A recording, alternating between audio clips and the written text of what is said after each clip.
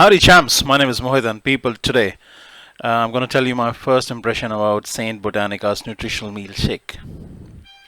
They're supposed to help you replace your meals with one shake, which is 300 ml of skimmed milk plus 2 scoops of the powder, which is 25 grams serving, and that meal should allow you to skip your one single meal, and you can actually skip up to 2 meals in a day with these shakes, and thus creating a calorie deficit.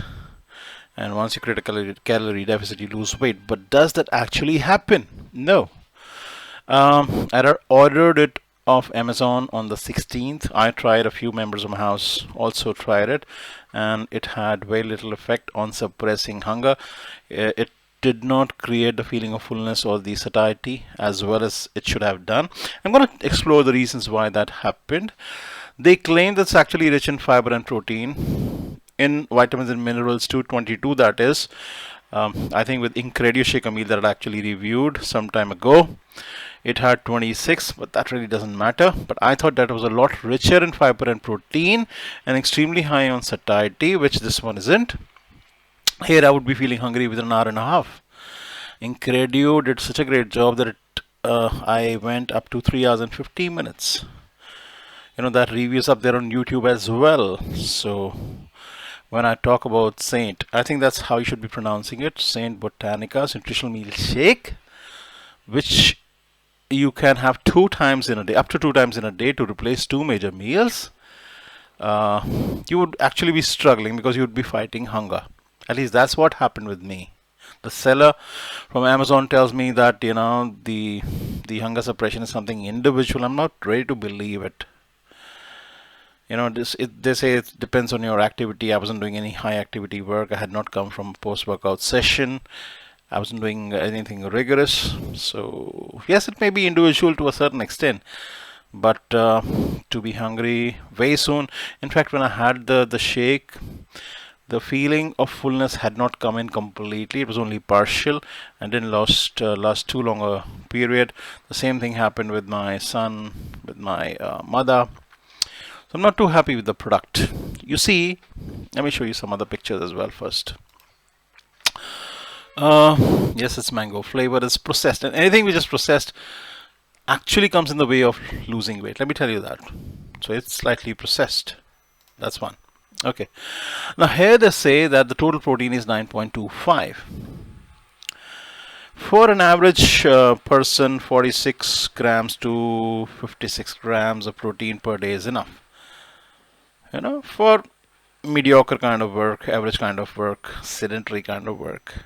But when your mission is weight loss, then it can go up to 80 grams, 100 grams, 120 grams as well.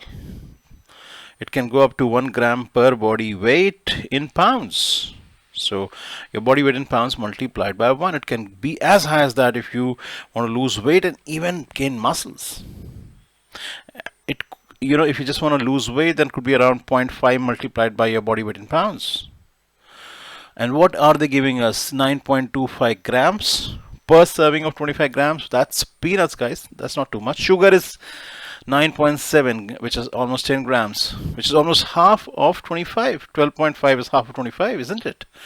So it's almost 50% sugar. They could have used it. You could have used stevia, maybe. A low cal, low carb sweetener. Almost 0 cals. And it's a natural sweetener, heralded as a miracle sweetener. But that would be too expensive for the manufacturing, and I can understand why they wouldn't use it. Dietary fiber 2.75. I can get 2.6 of one single banana. So is it really rich in fiber and proteins? No, I wouldn't say so. It has some fat. That's not too much. Okay, so the reason I think the satiety didn't come in properly, it didn't do a great job at hunger suppression, is because I beg your pardon. Just give me a sec. Just give me a sec. Yep, it's because the total proteins, the total dietary fiber is not ample per serving, which is 25 grams. With Incredio, it was 40 grams. This is 25 grams. Okay. Then let's talk about the isolated soy protein. It's not the best protein source, guys. The best protein source is actually whey protein coming from dairy, uh, coming from milk. So whey is way better.